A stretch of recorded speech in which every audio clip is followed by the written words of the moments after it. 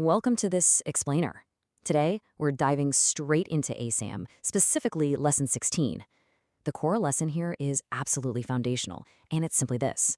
I have no neutral thoughts. If you've been following along, or even if you're just jumping in right now, this particular concept represents a massive paradigm shift in how we view our own minds.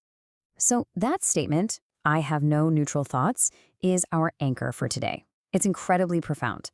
The text actually tells us this is the very first step in dispelling a super stubborn belief we all kind of walk around with, the belief that our thoughts don't really have an effect.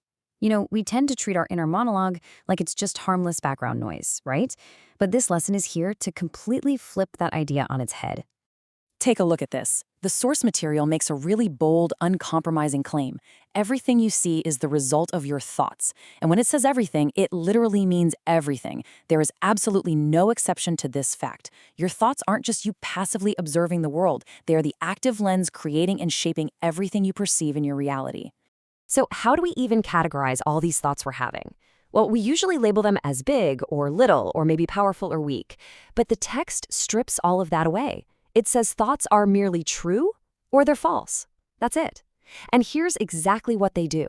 True thoughts create their own likeness, while false thoughts make their own likeness. They are always generating something, whether it's grounded in truth or rooted in falsehood. Which brings us to this phrase we throw around a lot, idle thoughts. We've all had moments where we think we're just daydreaming or having meaningless, passing thoughts. But let's look at this through the lens of today's lesson.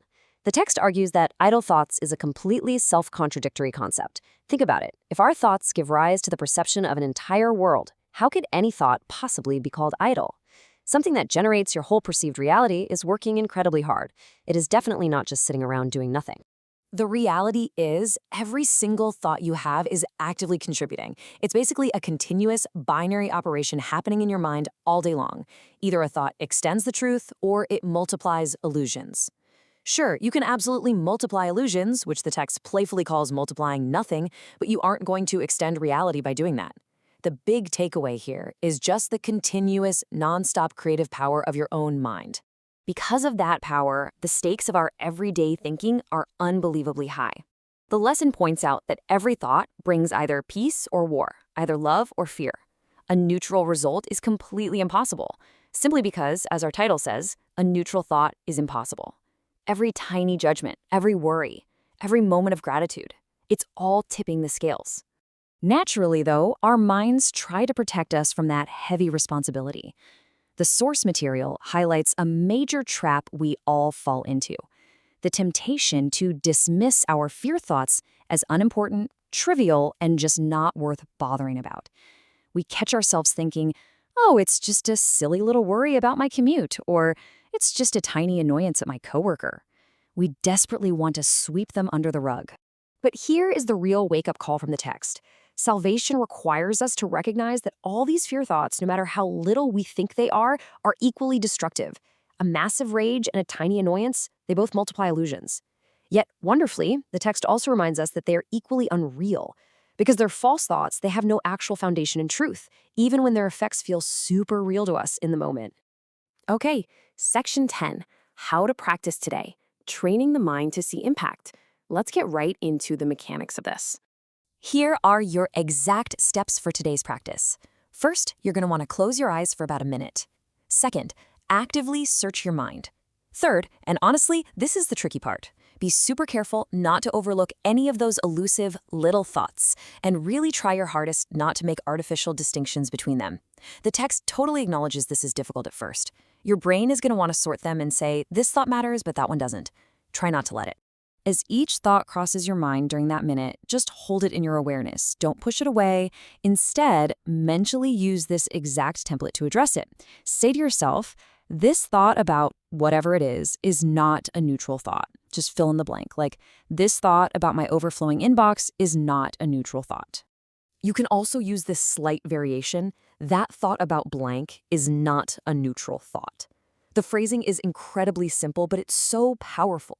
By doing this, you're actively reminding yourself that every single thought, regardless of the quality you usually assign to it, is a perfectly suitable subject for this exercise. You're pulling back the curtain on the whole illusion of idle thinking. Now that covers your dedicated sit-down minutes of practice. But what do you do when you're just going about your normal day and you're suddenly hit with a particular thought that brings up uneasiness or anxiety? Well, for those stressful, uneasy moments, the text gives us an expanded tool. You'll want to apply this specific extended phrase. This thought about the stressful situation is not a neutral thought because I have no neutral thoughts. Using this instantly breaks the trance of the fear by actively bringing you back to today's core lesson. It stops the illusion from multiplying right in its tracks. So, what exactly is the schedule for today? Here's a quick summary. If you find the exercise relatively effortless, the text recommends doing 4 or 5 of these 1-minute practice periods throughout your day. But if you start to experience any mental strain, just drop it down to 3 periods.